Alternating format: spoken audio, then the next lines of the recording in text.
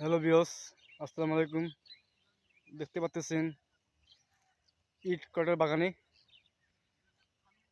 ধান মানুষ গাড়তেছে। এই গাছের মধ্যে কোনো উপকার আছে ইট কটার মধ্যে?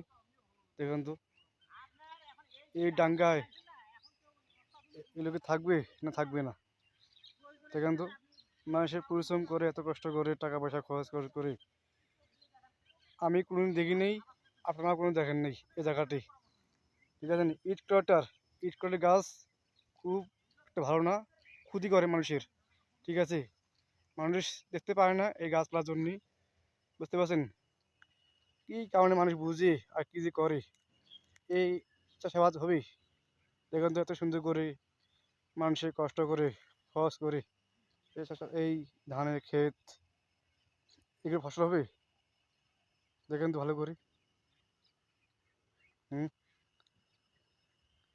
এই ধান কয় মাস হবে আর হবে না? এবং তো মনে করছে পানি আসবে আর 2-1 মাসের মধ্যে হবে বা কিছুদিন পর হবে। দেখতে পাচ্ছেন আমাদের এখানে কত সুন্দর একটা পরিবেশ। আগে ছিল খুব গাছপালা, এই গাছপালার মধ্যে মানুষ যার টাকা আছে দেখা যাচ্ছে আর কি, যার নাই তার নাই, যার কলা আছে তা আছে। দেখেন তো, এগুলোর মধ্যে খুবই ক্ষতিকর।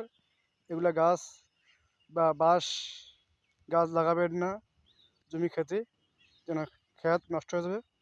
আপনারা কষ্ট করেই এই লাভ করতে পারবেন না, আয় করতে পারবেন না। মানুষ প্রচুর কাজ কাম করে কিসের জন্য? ভাতের জন্য, চালের জন্য, অথচ কোনো লাভ নেই। প্রতিটা লস, যে কোনো ফসল করতেছেন লস আর লস।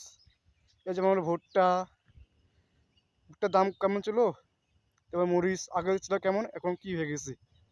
এখন থেকে দাম আগে কম কমছে, এখন বাড়ছে। এখন বর্তমানে আয় রোজগার মানুষের নাই বর্তমান জিনিসের মধ্যে।